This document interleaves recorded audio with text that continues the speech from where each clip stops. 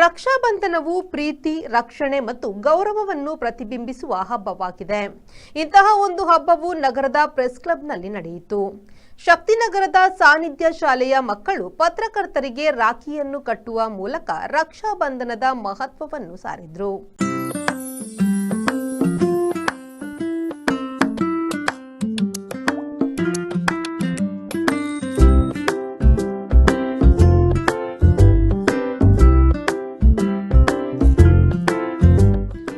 ರಕ್ಷಾಬಂಧನವು ಭಾರತೀಯ ಸಂಸ್ಕೃತಿಯ ಪ್ರಮುಖ ಹಬ್ಬಗಳಲ್ಲಿ ಒಂದು.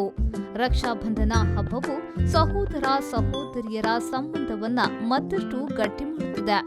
ಇದು ಕೇವಲ ಒಂದು ಧಾರ್ಮಿಕ ಆಚರಣೆ ಮಾತ್ರವಲ್ಲ, ಭಾವನಾತ್ಮಕವಾಗಿಯೂ ತುಂಬಾನೇ ಮಹತ್ವವನ್ನ ಪಡೆದುಕೊಂಡಿದೆ.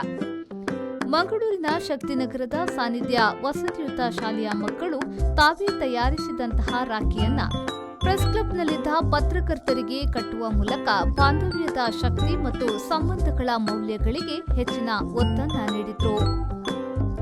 ಶರತ್ ಸಾಲ್ಯರ್, ವಿ4 ನ್ಯೂಸ್, ಮಂಗಳೂರು.